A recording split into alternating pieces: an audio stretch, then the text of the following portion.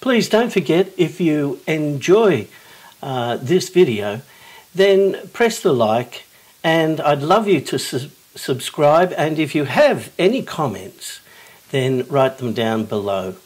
I love receiving feedback from my audience.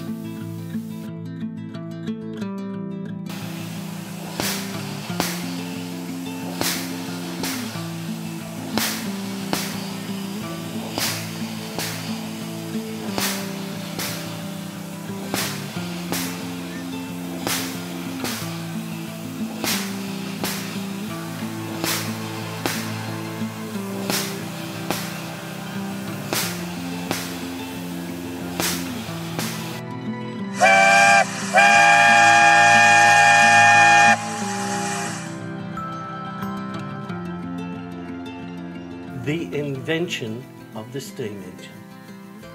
The steam engine was developed over a period of several centuries with contributions from many inventors. The basic principle behind the steam engine is that heat is used to create steam, which then powers a piston or turbine to generate mechanical motion. The earliest known concept of a steam engine was described by the ancient Greek engineer Hero of Alexandria in the 1st century AD. He described a device known as an aeolipile, which used steam to power a rotating ball. In the 17th century, the French inventor Denis Papin built a steam-powered pump called the Papin's digester, which was used for cooking, similar to a pressure cooker. Later, Thomas Newcomen built the first practical steam engine, which was used to pump water out of coal mines. In the 18th century, James Watt made significant improvements to the steam engine, such as the separate condenser, which increased its efficiency and helped to pave the way for its widespread use in industry. The first successful steam train. The first steam train, also known as rocket, was developed by George Stephenson and his son Robert in 1814. He built it to compete in the Rainhill trials, which were organised by the Liverpool and Manchester Railway to find the best steam-powered locomotive to power trains on their new railway line. The rocket was a success. After a tortuous trial that went for a couple of days, there are a number of entrants, each one having difficulty. Even Stephenson's rocket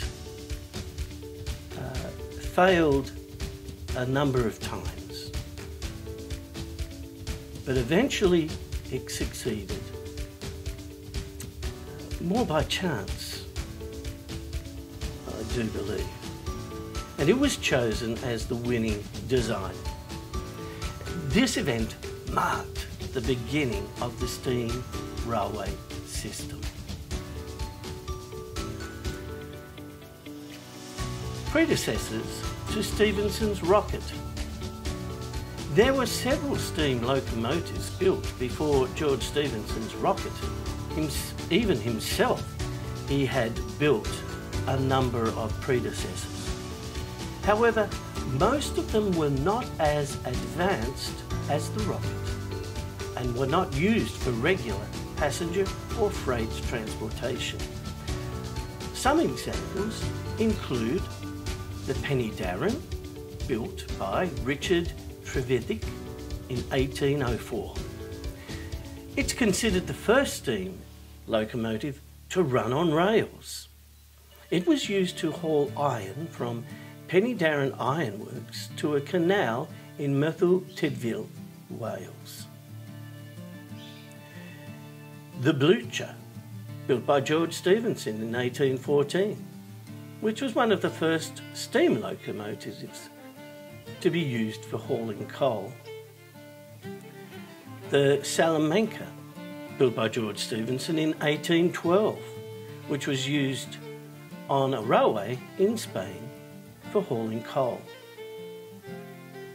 The Puffing Billy, built by William Headley in 1813, which was used for hauling coal in Wylam Collier in Northumberland, England.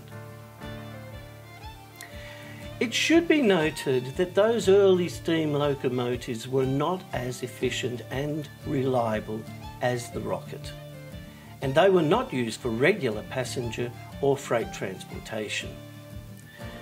The rocket was considered a significant improvement over earlier designs and marked the beginning of the steam railway era. Proving the rocket was the best steam train. George Stephenson proved the superiority of his steam locomotive, the rocket, over other designs through the Rainhill trials, which were organised by the Liverpool and Manchester Railway Company. In 1829, they set out to find the best steam-powered locomotive to power trains on their new railway line. The rocket competed against several other locomotives, including the Novelty, the Perseverance, the Cycloped. The rocket demonstrated several key advantages over its competitors. Number one, speed. The rocket was able to reach a speed of 30 miles per hour or 48 kilometres an hour, which was faster than any other locomotive. Number two, efficiency. The rocket's design was more efficient than other locomotives, and it consumed less coal and less water. Number three, power.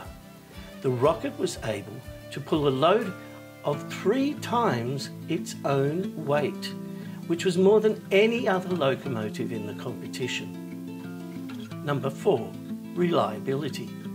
The rocket completed the trials without any major problems, while other locomotives experienced breakdowns. In addition to these advantages, the rocket was a more compact design and was considered to be more aesthetically pleasing than its competitors. Based on these factors, the rocket was declared the winner of the Rainhill trials, and it was chosen as the design of the new railway line.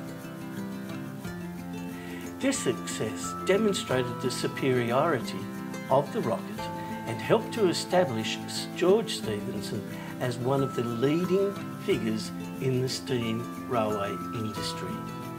In fact, he and his son went on to develop and create much of the early English railway system. Today, there are some significant replicas found around the world. Replicas of George Stephenson's rocket steam locomotive can be seen at a number of locations around the world, including the Science Museum in London, the National Railway Museum in York, the Museum of Science and Industry in Manchester, the National Museum of Scotland in Edinburgh, the Baltimore and Ohio Railway Museum in Baltimore, Maryland, USA, and the National Museum of Transportation in St. Louis, Missouri, USA. Additionally, there are also full-size working replicas of rocket that can be seen at various heritage railways and steam festivals around the world. This amazing little machine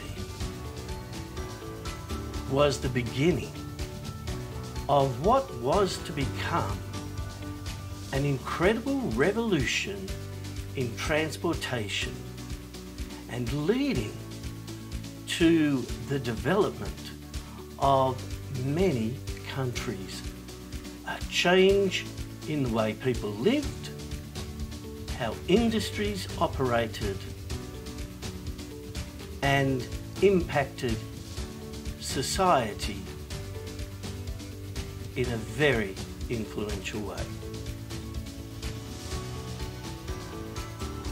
So this is the first of my transport issues, and the first of my train series, which I will continue on. Please, if you have liked it, subscribe,